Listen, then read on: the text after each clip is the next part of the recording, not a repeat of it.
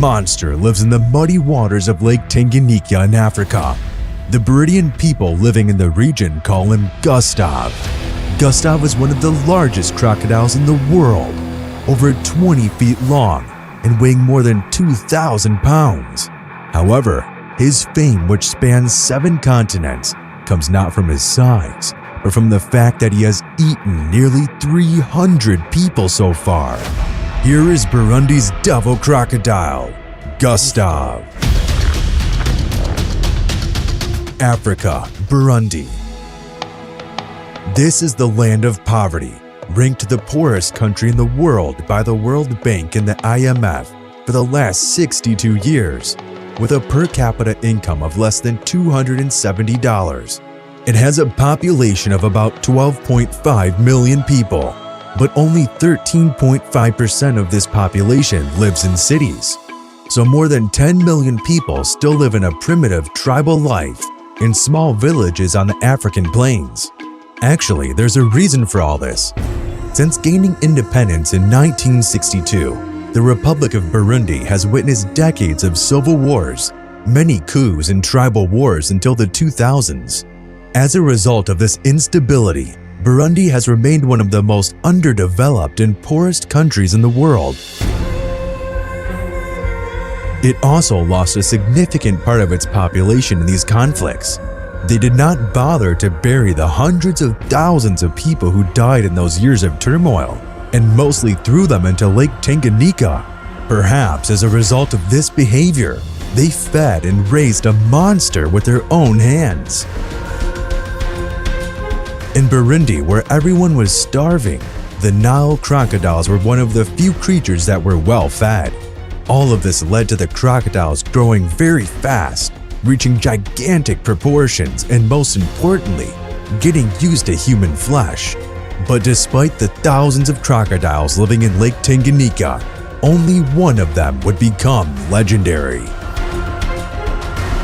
The first recorded attack took place in 1987. A local Burundian was attacked and killed by a huge crocodile while cooling off in Lake Tanganyika. Over time, crocodile attacks have continued to increase. Reports indicated that they occurred mainly in the villages of Magara Kanyosha and Menego on the shores of Lake Tanganyika. While many Nile crocodiles appeared on the shores, eyewitness reports always pointed to the same culprit. This particular creature was reportedly unusually large. Soon, his fame spread throughout Burundi.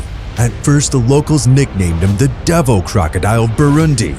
While some locals hated it, others began to ascribe godlike qualities to it.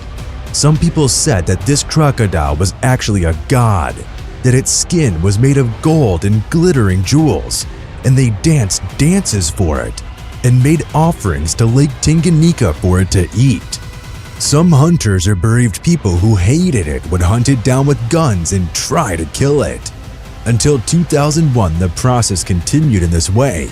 Word about the killer crocodile spread beyond Burundi's borders and reached the ears of Patrice Faye, a French citizen who had worked as a tourist guide in Africa and was also a reptile expert.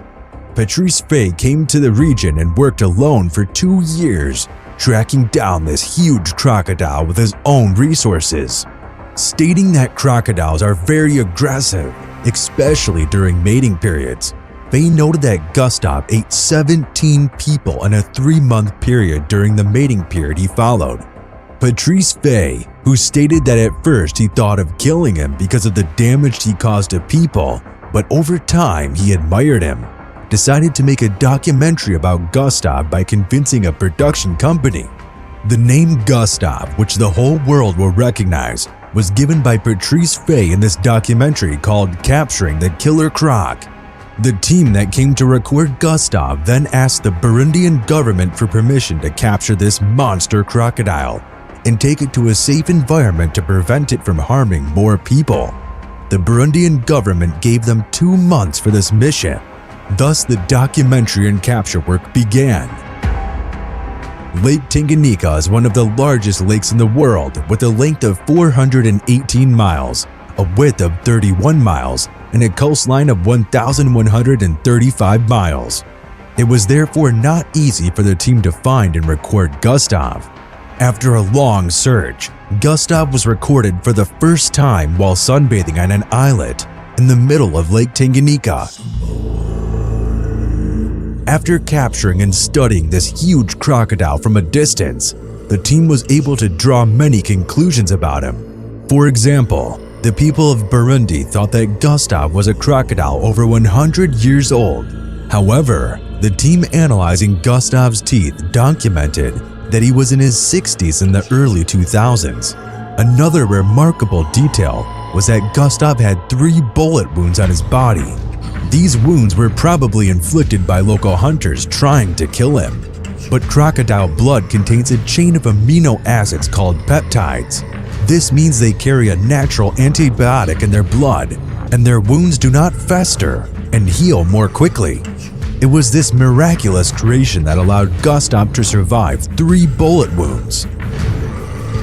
Experts who have seen Gustav alive have estimated that he was between 20 and 23 feet long and weighed close to 2,000 pounds. One view was that this enormous crocodile attacked humans precisely for this reason. Gustav was such a large creature that his size destroyed his agility. While smaller crocodiles could feed on fish in the lake or on animals such as antelope, Gustav's bulky size made it easier for him to find easier prey: humans.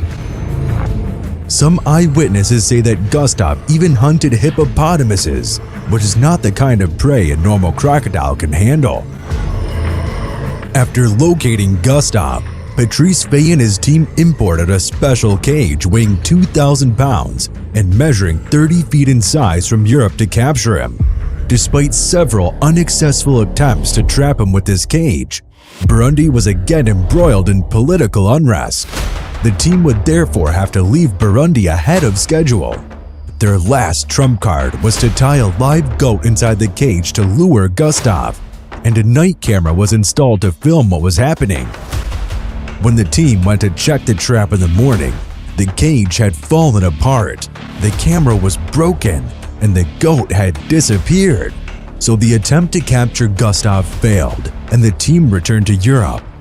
Burundi's devil crocodile Gustav has continued to hunt humans over the years.